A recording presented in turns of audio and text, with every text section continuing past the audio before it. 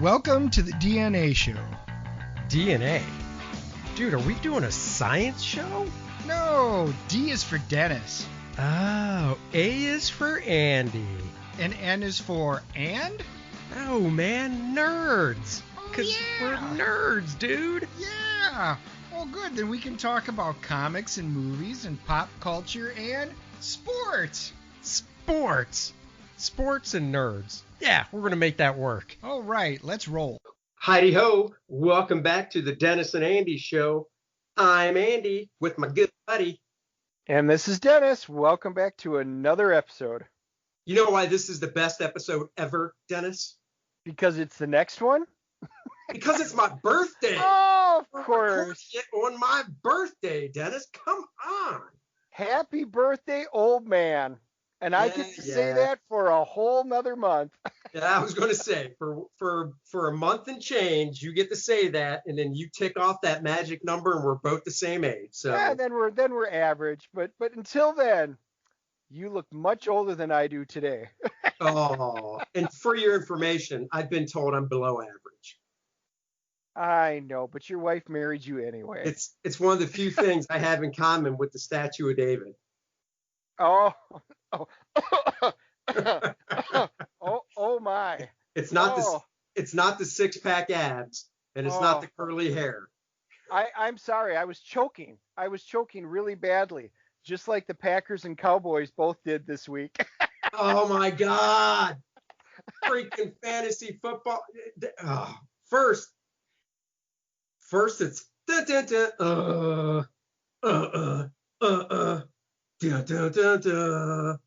It's just so bad, man. My fantasy football, I lost again. I've got 2 wins. I've moved down to 9th place. So just like in age, I'm above you, but not by much because you're in 10th place. But you did win again. You won. You've got your first win. My first game of the year, and here's how it happened. So the guy that I was playing wound up not starting somebody, and I don't know if he didn't. They had bye weeks or whatever, and so I was like, wow, that's almost like a couple of gimme points right there. And then Matt Stafford actually had a pretty good week, and I was kind of excited. So my boys actually, Stafford had a good week and Phillip Rivers had a good week because that's what I'm down to the quarterbacks. However, Stafford just got announced that he's got COVID-19 because he was in close contact with somebody that was not related to the Lions, so he won't be playing next week. So I'm and Dalton's out with COVID-19.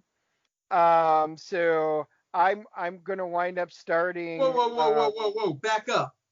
Andrew Dalton has moved on from concussion to now he has COVID-19. Correct. Oh, you've got to be kidding me. He was probably going to be cleared to play this week, but now he has COVID-19. Yeah, so he is listed right now as COVID-19.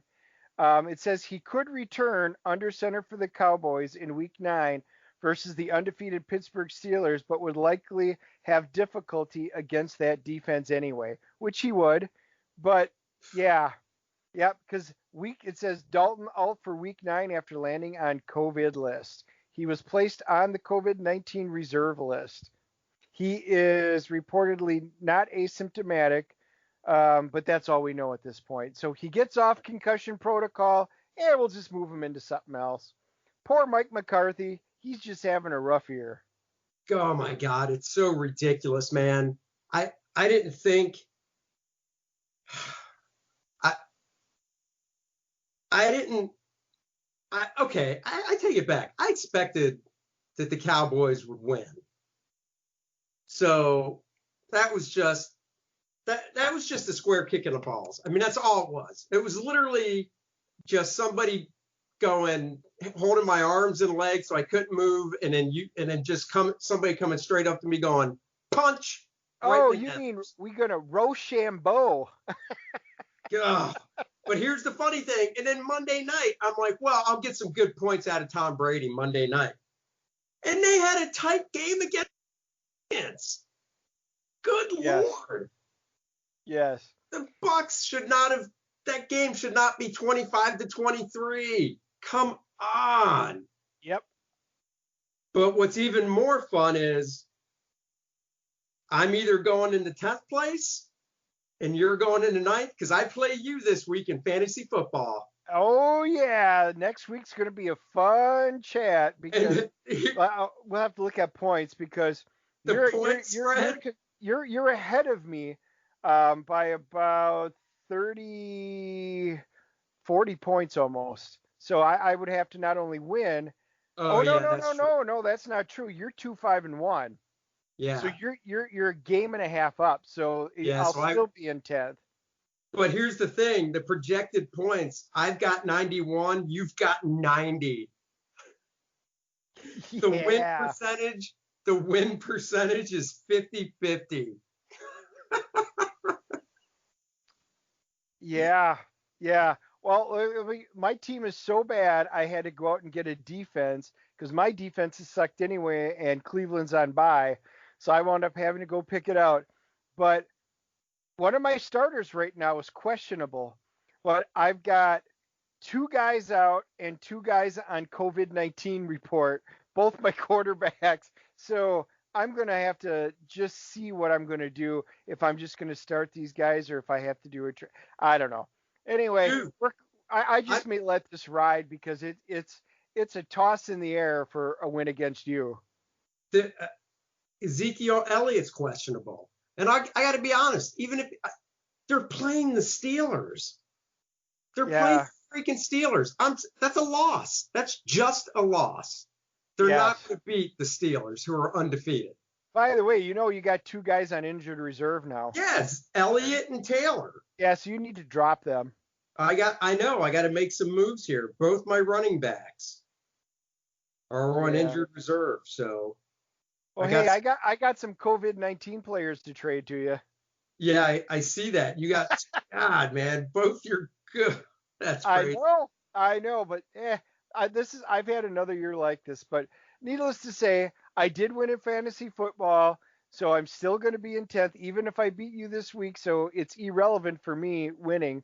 And John, he's in 8th place, so it's him and Matt that are trying to hang into those spots ahead of you for the playoffs. Oh, did you see that your lovely wife laid a comment down? Oh no, I did not. You didn't see that? No. Oh, you got to see her comment because it actually involves you. It says, if Dennis ends, this is from my wife, if Dennis ends the season above me, my descent to hell is complete. I saw that and I was dying. Because when I got the message before I read it, just saying that she left a message, I'm like, oh, what is she rubbing in now? And then I saw it and I'm like, oh, good Lord. Hey, are you going to be able to watch the game tonight? The Packers tonight. They'll be on, and I'm actually in Wisconsin right now, so I'll get the game. So yes, I'll probably watch it tonight. Nice. How you feeling? I think they're going to beat them. I said that about the Vikings this last week. I figured they were going to beat the Vikings for the second time, and they literally shot themselves in the foot more times than you could shake a stick at. Garoppolo's out, or Garofalo, however you say it. Right. Yeah, he's out. So, but that doesn't mean anything. So the Packers have a history, and I hope it doesn't play true tonight, that whenever their main quarterback goes out of the opposing team and they have to start a backup, that backup winds up having a career game. Is it because the Packers can't adjust to because they have no film on the guy, or what? Right. Whatever the reason, this is a consistent basis. So I'm not going to chalk up a win just because he's out. Like I said, the Cowboys are playing the Steelers at 4:25. The only thing we have going for us is they're coming to Dallas. So it just means we can be defeated in our house. So, way to go. Because that quarterback just was not looking good last week, that our third string guy. So, yeah. Well, so we got new comic books this week. We So did. Well, we, I can't even say plural. right? Yeah, you got okay. Why don't you start since you got one, I got new comic book this week. X-Men number 4. Yeah, I know. It just kills me. and we know I, that's an overlap. I was really looking. So I got X-Men 14 because I get X-Men every month. So I like what Hickman's doing. This time the art is split between Lionel Francis Yu, who I love, and Mahmoud Asrar, whose stuff I really enjoy. Both guys I know also, so they're friends. So I'm looking forward to it. I was telling you before the show that I didn't get the facsimile edition of Avengers 57 because I have that comic, and I also have the reprint and the Treasury edition Marvel did, 40 years ago, 40 some years ago. But then I pulled out my copy of Avengers 57. It's in really nice shape, and I'm like, you know what? Maybe I will get that facsimile edition so I can CGC my real copy. So Yeah, I'll even though I don't have it in hand, I'll adjust to I got 2 books this week. yeah. Well, I'll talk about the books that I got this week, but I'm going to start off with one that I didn't get, which I'm going to go hunt for, and that was Savage Dragon 252, the Charlie Brown parody. It was their second printing. Yep. And I really think I'm going to go out and hunt for it because it's just a unique book. It even says right on the cover, "Good Grief, Savage Dragon," with Charlie Brown standing there. It's just classic. And the inside, I really, like I said, this is just a book I think I'm going to go out and hunt for. As a guy who already bought it because he collects Savage Dragon, not that second printing, but the first printing, Right. it's good. Eric pays tribute to his favorite comic strips, but he does them all in Sunday format. So there's 2-page spreads, and he does a great job of mimicking the style of the artist. Like he does a Blondie, Dagwood Blondie takeoff, but he keeps the story moving as well. So it's not like out of continuity. The story moves through in just these different styles. So it is a really fun issue. So Yeah. So that was the one that I think I'm going to go hunt for because I am a Charles M. Schultz fan, and that caught my eye. And then I like Calvin and Hobbes and so many other ones. I'll be curious. I really want to get it and just see which ones he put into it because I didn't do a lot of cheating and find out in advance. So anyway, that's one I'm going to hunt for. The facsimile Avengers we talked about, that's kind of a must. I think I'm going to, the Avengers I went with, the Moon Knight saga's done that we talked about, but I'm liking where they're going with it. So I'm thinking that is going to be a good one. And they had a really cool Black Panther cover, Phoenix cover that came out on that one. So X-Men 14 and Marauders 14 were both this week. So the X of Swords, continues. The King in Black, the Black Knight #1, True Believers, and then they also got Gamma Flight's Doc Samson, so it's the Hulk Doc Samson, True Believers. So yeah, some good books. Good books. It's funny too because I usually get the True Believers, but I didn't get the Black Knight one, and I didn't get the Hulk one with Doc Samson, even though Doc Samson's one of my favorite Marvel characters. Yeah. Once again, I have that original copy of that book, Doc Samson. So kind of like I did with the Avengers, I might have to pull it out, see what condition it's in, and if it's in nice shape, worth getting CGC'd, maybe I'll do that and then go pick it up. Yeah. So I have a reading copy. So. Yep. Cool. The Star Wars came out, and so I'm looking forward. I'm behind on reading that one. The Ultraman, The Rise of Ultraman came out, and I got the regular cover, but I am going to hunt. They actually had a photo cover from the TV show, and I really I enjoyed that one, so I think I'm going to go kind of hunt for that. Thor came out this week, so yeah, it was a pretty decent week for me. And then Wolverine, Black, White, and Blood came out, so I'm just gonna put that all together, and I'm going to save that one up. So yeah, pretty heavy week for me. I was going to say that's heavier than usual for you. Yeah. You usually average what, 5 a week maybe? Yeah, it depends on the week. Three to six, you 3 to know, 6. and it all depends on what comes out, and you know, and I'm the guy. I subscribe to all my regulars, but you know, I'm one of the guys who goes out and looks, and if something trips my eye, I'm just going to pick it up. If the artwork looks good, or somebody at the shop says, "Hey, have you checked this out?" Yeah, that's how I found Black Monday Murders. Somebody was telling me how awesome it was back then, and I'm like, "Oh, well, you know what? I'm going to pick it up," and it wound up being just an incredible a short series. So it was, you know, I always pick up weird stuff. That's cool. Yeah. Cool. Yep. Well, you know what we have to review? Batman, Three Jokers, number 3. The finale came out. It did, and it did not disappoint at all. Talk about just every issue of this.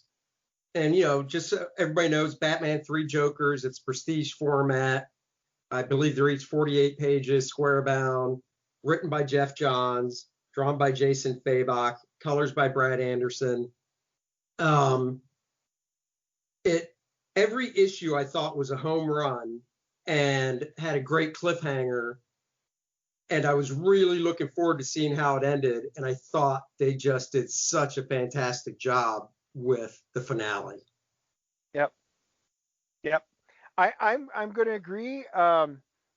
So, you know, I wound up having to go out and hunt for it here. I'm up in Wisconsin. My father passed away, so we're up dealing with the funeral arrangements. So I didn't have the opportunity to pick it up there. So I knew I grabbed a copy, and I'll have one when I get back home. And I walked in like, I have to have a copy because I have to read it, because I knew we were going to do this. And I am so glad I did. We've talked about how good it's been each of the last 2 books, and you're always got that chance that the finale's just not going to kick in. I mean, it's been crescendoing, it's been building up, but this book delivered. I am telling you, this has been amazing. The interaction between Bruce and Jason Todd and Barbara, I mean, this is some of the best dialogue, in my opinion, in the history of Batman. I'm actually going to put it right up there with Return of the Dark Knight, and probably like Court of Owls. This is going to be right up there as in my top 3 all-time favorite Batmans. Yeah, I mean, I put it up with even Killing Joke, to be honest. Well, and I would put Killing Joke as my 4th. So yeah, it's an all in good company. Yeah. It starts off, and basically you've got Jason Todd, Barbara Gordon, you know, Batgirl, and Batman, and they're looking at all these photographs, and basically the Joker, the real Joker, is trying to make a better version of himself, or a different to create a better Joker, and he's turning all these people into Jokers, and that's where the other 2 come in. Is right. He created those other 2 that were the criminal. The 3 Jokers were the criminal, the clown, and the comedian. And he created those other. He's trying to create a lot to, I guess, nail it down. But he was able to, I guess you could say, create the other 2 versions pretty tight. Yes. You know what I mean? Yes. Well, what in the they've got there's going to be a few spoilers in here because it's at the end, and we're just going to talking about the ending. Goddamn it. Yeah. And Barbara's sitting there, and she goes, but what's a better Joker, Bruce? And then his response is, according to what they said to Jason, it's someone who has an identity behind the smile. They left Jason alive so that we'd know that. The 3 Jokers wanted me to uncover all of this. I just don't know why. Jason responds and goes, there are 2 Jokers left, Bruce, not 3, 2. And when I get them in my sights, there'll be none, since you're too weak to do it. And Batman turns around, he's like, enough. And he reaches through and grabs him and shoves him up against the wall. Barbara's like, Bruce. And then you think, you don't think I wanted to put a bullet in his brain too after everything he did to Barbara, to you? But you didn't, Bruce. I did. And I was like, oh, this dialogue, you can feel it. I mean, I'm getting goosebumps. It was just written. So he goes into, what are you going to do now? Arrest me? And then this becomes great. They have a scene where Barbara says, you did wrong, basically, Jason. And if you do anything like this, because he apologizes for doing it in a way, but she goes, if you do it again, I will have no choice but to reveal my secret identity and testify against you. And I will do it. So powerful. So absolutely powerful. Yeah. And, Jason Fabok is just killing it on the artwork. I read an interview with him where he said he was really looking at, and I mentioned this after reading the first one, that it has a real Killing Joke vibe, which was written by Alan Moore and drawn by Brian Boland. And I said that the storytelling had a real Brian Boland look to it. And I read an interview this past week where Jason Fabok said that he was really trying to channel that type of storytelling with his take on it. And I mean, he just nailed it with that. Yes, I agree. The artwork is phenomenal. And I use that term every once in a while, but it really is. And it is Killing Joke-esque because, in the individual, like 9 panels and stuff, they'll have a close-up where you just see the Joker's teeth and lips as he's laughing about it. And then you see Bruce's response in the next one, and then Barbara. And as they go back, then there's like a cutout where they're showing a picture of one of the pictures he's got on the floor, and it's like a cutout of it. I mean, it's great storytelling in 9 panels, and he does that on quite a few of them, and it is good storytelling. The art is just phenomenal. I just can't say enough about it. I mean, if DC can put out this kind of quality material in all the regular comics, I would be buying everything. This is just top notch. Well, and then the story moves forward because remember last issue ended with basically the Joker's kidnapping Joe Chill.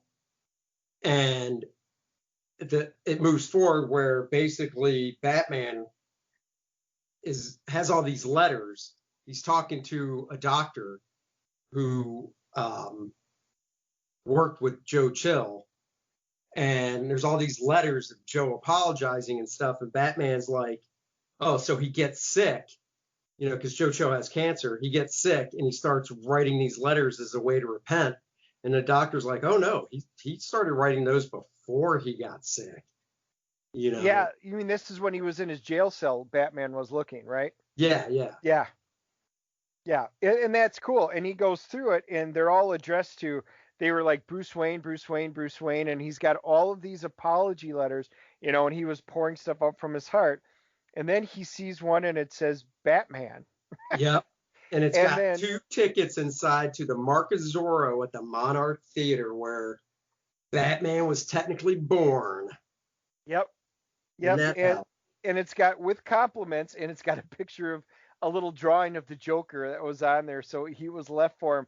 I mean, that was just awesome. And you can see the guy's handwriting, and it was Bruce Wayne, Bruce Wayne. And then there's like a crayon or multicolored Batman written on a letter. The Joker wrote it. Again, it's all the attention to details that they put into not only the writing, but the artwork. So they go to the theater, and it's going to be a standoff with, they go to the theater, Batman, Batgirl, and Jason, Red Hood, and they all go in different entrances. And, Barbara basically gets attacked by a bunch of different guys that were infected with the Joker mist, whatever you want to call it. So they're all crazy. And then Jason Todd gets attacked by a bunch of them too. And they're all dressed like ushers. Whereas Batman comes across the Joker, the criminal, version essence of the Joker, who's got Joe Chill tied to a chair precariously, and he's got, and the Joker's got TNT dynamite strapped to himself.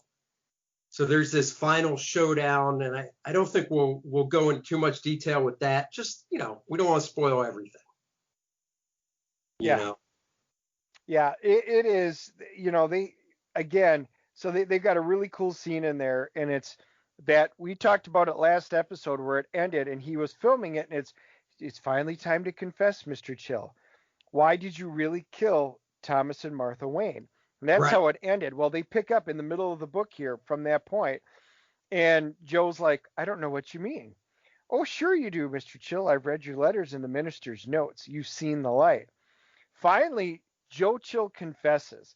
And to me, this was great. The truth is, when I saw the Waynes coming down the alley, I knew who they were. And I hated them for what they had. They had everything. Mm-hmm. And it was just great. And he's like, well, tell us, get it off your chest, and then tell me more. And he goes, the Waynes, I figured they were people like me because of people like them. I was angry, bitter, and lost. I thought I'd take whatever they had on them, but their boy. I didn't see the boy with him until it was too late. Before I knew the gun was going off, I found out later who the Waynes really were. They were the people trying to help Gotham with all that they had. They were good people, and I took them from their son. All these years, and I still don't know how to tell them I'm sorry. Dude, that dialogue. God, man, again, there's my you. goosebumps again. It's great. It does. It just gets you, and then, it comes down to him and Joe Chill and Batman talking, and he basically comes out, and if I'm right, comes out and says, he knows who Batman is. Yep. And you're just like, whoa. Yep. They capture him, and they're riding in the back of the van going off to, you're assuming, Arkham. And the Joker and Batman are alone, and they have a great back and forth between them. And Joker's like, I healed your greatest wound, and now I can be your greatest pain. Me. And that's all he wants. He goes, I'll cut you, I'll hurt you, and I'll keep twisting that knife until the day we both die together. And again, the relationship that they have built with the Joker all of these years, and how this Joker thinks about it and what he thinks and what he wants to do to Batman is great. And then the ending, after that, it's great. And then they get to the hospital, and Bruce goes to see Joe Chill as he's dying, and he's there when Joe dies. Yep. And he actually holds his hand as forgiveness. Yep. Powerful. I mean, this really is powerful stuff. And he takes it, and then he visits the tombs, Joe Chill's tombstone. But the best, talk about saving the best for last. Correct. The best is, and this is spoiler, so if you don't want to hear the ending of Batman 3 Jokers, just hit the pause. Because after this, we're doing Mandalorian. so hit the pause or fast forward till you hear us talking about Mandalorian. But it goes to somewhere in Alaska, and Bruce is driving, the SUV through Alaska, snow, all that stuff. And it cuts to him talking to Alfred in the cave. So Bruce is basically remembering back, talking to Alfred. And the big kick in the pants is Alfred telling Bruce, talking about the Joker. Alfred says, coming from someone you don't even know, I wonder if we'll ever figure out who he really is. The comedian. So the comedian was, out of the 3 Jokers, was the real Joker. Or that's what they have us to believe. And there's a bit of conversation in there where the Joker kind of throws doubt on that perception.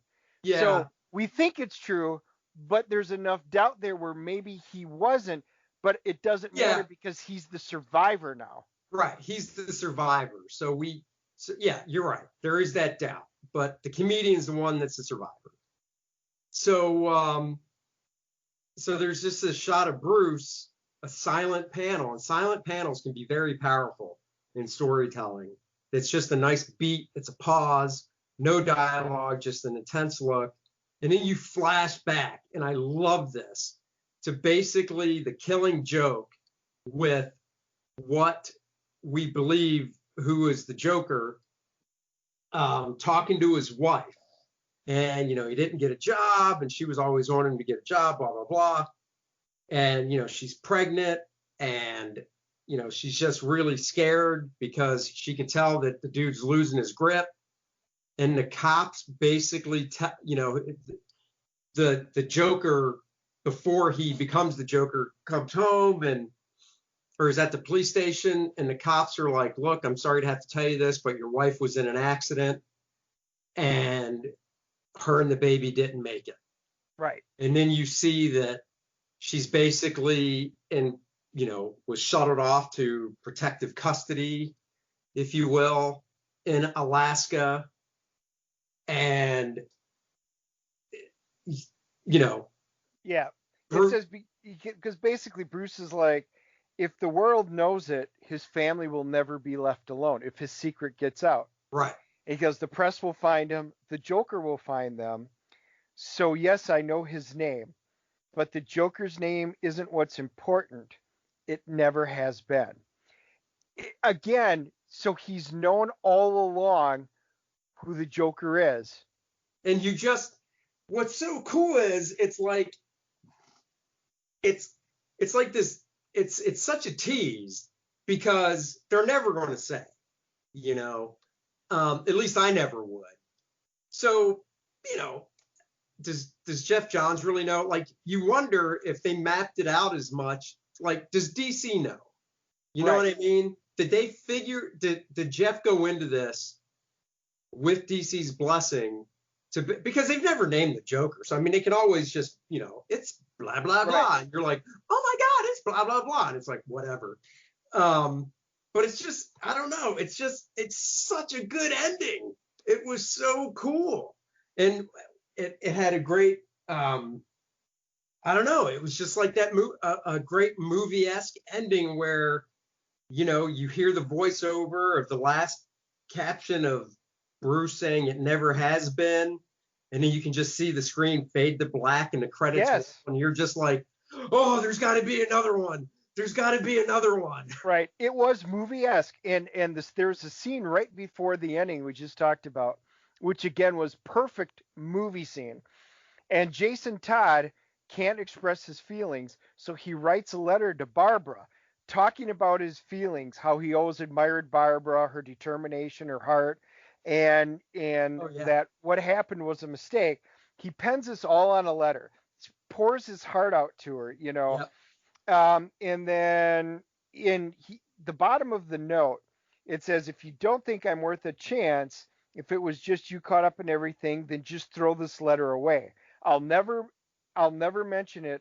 I'll even understand. Whatever happens, I love you. And it says, basically, he's written it on a note. He walks up to her door, takes a piece of Scotch tape and tapes it to her door. And I'm already yelling at the paper as I'm reading this. No, dude, it'll never stay on the door. What a dumbass. Because, and you're already like, and if you never mention this, I'll never bring it up, knowing that basically you don't love me back. And of course, he walks away, and it's a great picture because you see it hanging on the door, and then you see the tape just slightly farther out, and then you see it falling as the janitor's coming by and sweeping, and he sweeps the letter up, and he says, I love you, and that entire letter gets swept away. So Barbara never knows that he has any of these feelings, and it gets swept away, and she'll never bring it up, and he'll think it's just super awesome. And that leads into the Batman Soliloquy finale. Just awesome. This needs to be a movie. It really does. I tell you, it's one of the few books that when they collect it as a hardcover, I'll probably get it just so I can read it again in one sitting. Because, it's been, this here, the other plus behind this is it came out on time. So yes, as far I was as just going to mention that. It came out on time. So every 30 days, first issue came out, 30 days later, second one, 30 days later, third one. But the way my feeble mind works, I forget stuff. So it's definitely one I want to read in one sitting to see if there's stuff I didn't pick up the first time. So I can definitely say when it's a hardcover, I hope it's an oversized hardcover because I'll get it. I'll definitely pick it up. It was just so good. So it was indeed. It was just all right. We got to give it our comic book rating. So I'll let you go first, Andy. Are we doing the single issue 3? Then are we rate the whole thing? Yeah, go ahead. God, I always forget to go back and see what I gave the first two, or I should just write them down. That would make sense. I'm going to go like a 9.5, 9.6. Yep. It was that good, man. 9.5, 9.6 comic book grading rating. It was that freaking good. Yep. I am there with you. I've given it super high grades on the first two, and I can honestly say the ending was so good and the story was I'm giving this a 9.8 for an ending.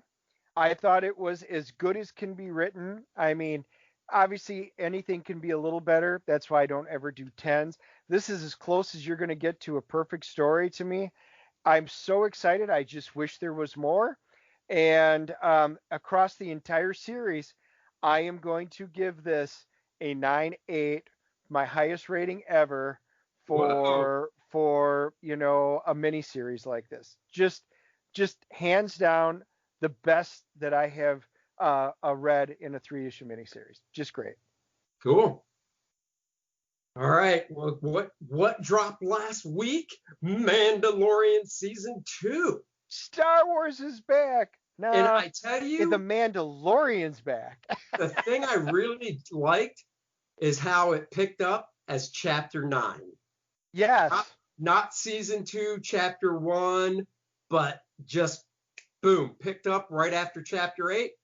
It's like nothing stopped, which, I mean, obviously in TV shows, when it goes from season to season, they always pick up, for regular TV from the season finale in May to the season premiere in the fall, like no time has passed. So it's not like that's a huge thing, but because there was such a time, spans between the two seasons, I don't know. I didn't expect it to say chapter 9. So I know that's a small thing, but I just thought that was really cool.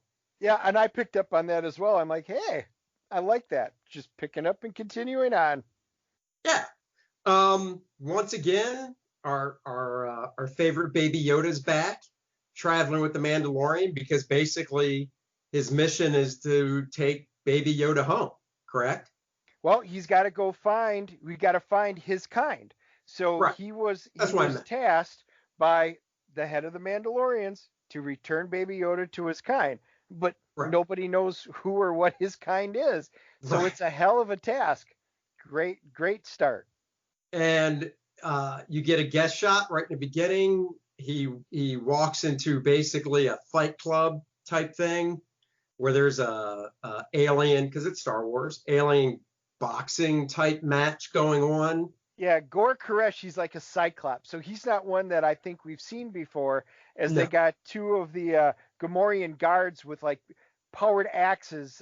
They might be vibro axes fighting in the ring. So it was actually a pretty cool scene. And I believe the Cyclops dude was played by John Leguizamo. It was, yes. Yeah, he was Gor.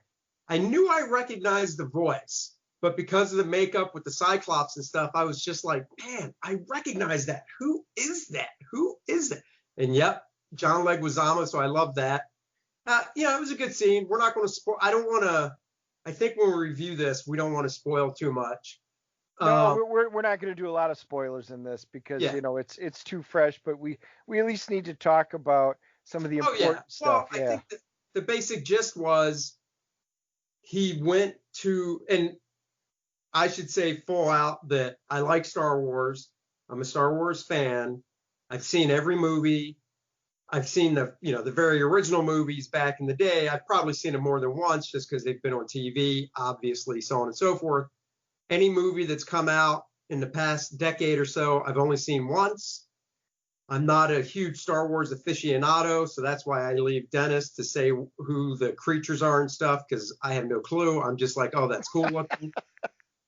Yeah, I'm definitely more of a Star Wars fan. I like Star Wars second only to Star Trek for Right. me, and X-Men. I mean, it's all right up in there. I mean, I've done the role-playing games, read most of the novels, all the comic books. The Star Wars universe is just so rich. And then for us nerds that really know the history of them, like you find out they go to Tatooine. Well, everybody, even regular people who, are just casual Star Wars fans, remember it. I know what Tatooine is. As soon as they said it, I'm like, I know what that is. Right. And he basically, the Mandalorian goes to Tatooine because there's Mandalorian armor or a Mandalorian there. Another Mandalorian. Yep, he's told there's another Mandalorian. He's told there's another Mandalorian there. So he goes to this little, I guess, you know what it reminded me of? It reminded me of a futuristic Western city is what he went to. Western town. That is exactly what the vibe, a futuristic Western town. It was a futuristic Western town. He took one of the hover bikes, whatever it's called. Well, this is the cool part is when he lands on Tatooine, you will remember the lady from last season who had the droids that he didn't want droids working on it. Yep. Well, he's changed his tune. It's a comedic, fun little intro with her. He winds up borrowing her bike again and heads off. Now, here's where the nerdy part gets in, because most everybody remembers Mos Eisley. It's a hive of villainy and scum. And it's just great, but they explain it. Well, it's not Mos Eisley. They got to go to Mos Pelgo, and none of us have hardly ever heard of Mos Pelgo because it's just not. It's not one of the main points. But they explain it, what had happened to it, how Mos Eisley and Mos Pelgo, and they had the different cities, and this one was basically wiped out, and they went through a history. So for us nerdy people who read up on the history, it's like, wow, that was really cool. So Jon Favreau is putting in a lot of intricate detail into The Mandalorian for true Star Wars, deep fans. So it's as good for everybody liking this. So, yeah. So what they do is they get there and the Boba Fett he shows up, the Mandalorian does, and he's like, I'm looking for another Mandalorian. And the bartender's like, oh, we don't get many of your kind in here. And he goes, he'll look for you. And then he shows up. And it's a guy, and you can see it's a helmet and patchwork armor and stuff. He's got the backpack on, but he doesn't have the full armor. It looks like a Halloween costume, and you just start laughing. But I recognize the armor immediately. It's Boba Fett. It is. It's Boba Fett's armor. And even, once again, I'm not a huge Star Wars junkie, but I know enough. Like I said, I know Tatooine. I know, that hover motorcycle he was riding. I've seen those before. But, man, I saw that helmet and the chest plate and just like the backpack, and I think he had the shoulder pads, and that was it. And I'm like, oh, my God, that's Boba Fett's armor. And then he takes the helmet off, and right there, he's not a real Mandalorian because he would never do that in the company of other people. And who was it? Tim Oliphant. One of my favorite. Awesome. Oh my God. He is one of my favorite actors, from Justified to oh my God, it just blanked on it. What was the show on Netflix? Santa Clarita Diet. Yeah, the Santa Clarita Diet, where he goes from Justified playing a deputy or whatever, hardcore, to Santa Clarita Diet playing this goofy type husband, to this Western, just really out of the good old West cowboy. He's a marshal. He's basically marshal. an Old West marshal. He's an Old West marshal in Mandalorian, and everything from his goatee to his hairstyle to the clothing he wore underneath the Boba Fett armor, I was just like, oh my God, he is awesome. So, and again, he pays homage to the history of Star Wars, which is what I really enjoyed versus like the last 3 movies that came out. When Timothy pulls the helmet off and sets it on the table, you knew he wasn't a Mandalorian like you said, but Yep. you looked at the helmet, the up close, there's a dent in the upper right-hand cranium area. It's a tooth mark. It's from the Sarlacc pit when he got eaten in the Sarlacc pit when Boba Fett got eaten basically in there. Right. You can see the armor is completely beat to hell. The Yep. armor has his helmet's got a tooth mark from the Sarlacc pit. Dude, this was just awesome. Yep, they hit it on all points. And, you know, the basic, the Mandalorian's basically like, well, you need to give me that. I need to take it back. And there's this, it just reminded me of Tremors, this huge dirt monster, dirt worm, whatever you want to call it, almost dirt shark, because I got a shark vibe from it. I don't know if was something that was established in Star Wars lore before or well, not. It is. I don't know if they talked about it in the movies, but on Tatooine they're called crate dragons, Okay. and that is what this is. So yes, again, they pulled from the actual Star Wars universe, and these crate dragons are massive on Tatooine, and they're far bigger and more powerful than what they're equipped to handle. So, Timothy Oliphant's character and the Mandalorian make a deal. You help me kill this so our town is safe, and you can do whatever you want with the armor. Yep. So, not getting into details because we don't want to spoil anything, they do team up with, even though they said it, I can't remember the name of the Tusken Raiders. The Tusken Raiders, that's it. The Tusken Raiders. They team up with Tusken Raiders. Which we all know from the original Star Wars Episode 4, the original Tusken Raiders, the Sand People on Tatooine. Right, and I recognized them. Yep. So I was proud of myself for that. I'm like, I know them. I'm like, I know those guys. and the cool thing is, again, being, for those of us that are really getting deep, the Sand People, there's a history behind them, and they show bits and pieces of it in the movies, but not nearly enough. Well, this episode goes into the nomadic history and cultural, differences and the way that they do things in the tribe of the Tusken Raiders. Why the human settlements don't like the Tusken Raiders, what the Tusken Raiders actually think of the humans, because they have to work together. Right. And it's cool. The Mandalorian speaks Tusken, Yeah. and Timothy Oliphant's like, "What are you doing?" I'm talking to him. It's just like, what? He's like, "What?" Even he can't do that, and he lives on the planet. Again, it's just great.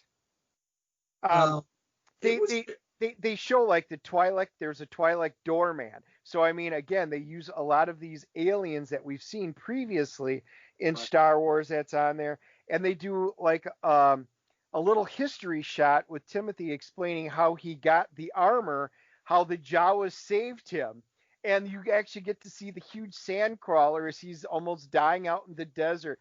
It is another great scene with the Jawas, and I mean they fill the need of everything you want to know about Tatooine and fill in all of these details for the viewers. Now, I do have one criticism visually, and it's the animals that the Tusken Raiders are riding. The Banthas. Yeah. They just look like big Muppets.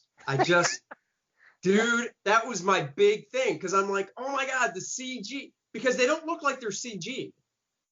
They look like they're practical effects. And I don't know. I haven't Googled to check any of this out to try and find out the answers. I just watched it last night. But the sand dragon thing looked obviously total CG, and it looked phenomenal. Yes. But those freaking things, what are they The called? Banthas. Yeah, the Banthas that the Tusken Raiders were riding. I'm just looking at them going, they look like big Muppets. They Well, just don't look real. but They see, they they never look are. like They're they look big. like They're fabric. They they didn't do. look, huh? They do. And what you remember seeing of them in episode 4 is that is kind of what they look like. So I mean, they were designed. I actually thought they did a good job within budget because we don't have movie budget here. We got good budget, but not movie quality budget. And I would agree. I don't think these were CG. These looked very much like large, furry animals that they were riding, that they did. And they looked kind of like a Muppet because you even got their hair that's coming down by their Yeah, mouth. that's just And, it.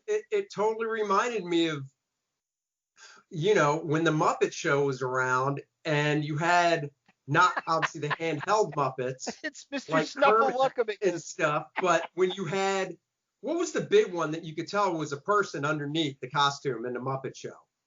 Mr. Snuffleupagus, the big elephant. Yeah, and that's Yeah. what it looked like. Yeah. But that's the problem because I'm looking at that on the Muppet Show going, yeah, no shit, that's fake. It's the Muppets. We all know that they're fake. I don't want that when I'm watching this. Like Baby Yoda, I don't look at and go, oh, that's just a puppet. And we know it is because it's practical. And the thing costs like what I think we talked about it. Doesn't Baby Yoda cost like $5 million? Yeah, it was $5 million. Yeah, $5 million. Now, I don't expect them to spend $5 million on each one of these furry elephants they're riding because I get it. There was like a lot of them. But come on, CG isn't that super expensive. I think it would have looked better and looked more grounded in reality because it just looked so fake to me. I'm going to totally disagree with you on this. I so loved, I'll call it almost a bit campy. I loved the campiness of seeing it looking just like that. You've got the crate dragon, the Jawas, you've got all these big, beautiful things that you see from the movies and how grand everything is. And then you get this and you see the Raiders even from a distance walking on the sand dunes, on top of and walking next to the Banthas. And these Banthas look like they had one or two that were real and maybe they just photoed and copied them. Well, no, the long shots, right. The long shots looked fine. Right. But when they got close up on them, I was just like, oh, I can almost see the two guys underneath that thing holding it up. Walking you know what? with it. We may have to find the making of this because I thoroughly enjoyed that. I love the fact that's what they look like because not everything has to be cut and clean. I love the fact that this looked like, they had to cut budget somewhere and this was a good place. John, this is where they do it. I loved it. I love the campiness. It's like old Battlestar Galactica to new Battlestar Galactica. Some parts are just better as being campy. And to me, these are the adorable parts, especially when the crate monster comes up and eats them and stuff. Well, but that's where it's so jarring to me because it's like, oh, look at the crate monster that looks awesome. And he's eating Mr. Snuffleupagus. I mean, I'm just like, yeah. All right. So what's your on episode 1 or chapter 9? Chapter 9, season 2, episode 1 of The Mandalorian. What's your grade? I am giving this one a 9.0. I thought it was solid. It was enjoyable. There was a lot of, like I've been talking about, a lot of detailed information on Tatooine to make us geeks feel really happy. I enjoyed everything about the episode. Timothy Oliphant was just a great character. I hope they bring him back as the marshal. You can tell he's a guy who makes deals and holds true to his word, although he's got a bit of a scoundrel streak in there. You can feel it. But he's just a super likable character. I hope he makes a return in future episodes because he was a great addition to the episode. The story, it moved the basic story forward because this is going to be an entire season-long episode, basically, on this mission. And it was a great start to it. It was enjoyable. I loved every minute of it. All right. I'm only going an 8. I'm going a flat out 8. Oh, I hear Muppets. The puppets killed me, man. The big Muppets just killed me. I think it took me.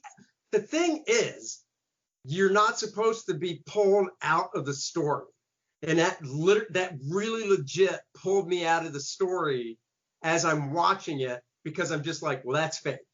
And if you're doing something, if you're trying to sell me on this fantasy world of Star Wars, back when episodes, what was it, 7, 8, 9 came out back in the day, so the first 3 movies back in the 70s, 80s, they did what they could with the effects. I was a kid. I was sold on it. I watched it with my 17-year-old daughter because she loves Baby Yoda. Was she sold on it? Of course she was. Yes. But I have a more critical eye, and I get it. I like practical effects, and I think practical effects on makeup have come so far, and even with, like I said, Baby Yoda is just awesome. But those puppets, man, they just killed me. So I'm going an 8. I would also, I don't know if there was a little too much. I like comedic stuff. Jon Favreau wrote and directed this first episode. He's not going to do it with every episode, but he did the first one like last season. And I like the humorous bits that are in it, but I don't know if there was maybe too much. I don't know. Like I said, I give it an 8. Okay. And 8's a really good score, so it's not like I'm shitting on it. I gotcha. And I'm just going to say, Jon Favreau, I know you listen to our podcast, so I'm just sitting here. Baby, keep it up. I loved what you did with the Muppets. Yeah, John, I love you, brother. No, I'm glad. Well, we're in the ballpark. We both liked it. I think this is going to be a great season, and it was a great way to kick off season 2, so very happy with it. All right, guys. That's our episode. Until next week, you know where to find us. iTunes, SoundCloud, YouTube. Yep, and your Alexa devices. Just say, Alexa, play the Dennis and Andy podcast, and it'll do it all for you. There you go. Until next time, bye-bye. Bye-bye, everybody. Until next week, grab your 3D glasses. Get your favorite comic books, roll them up, and put them in your back pocket the way you should treat comics. Throw your pigskin up on the mantle. This is Dennis. This is Andy. Later, friends.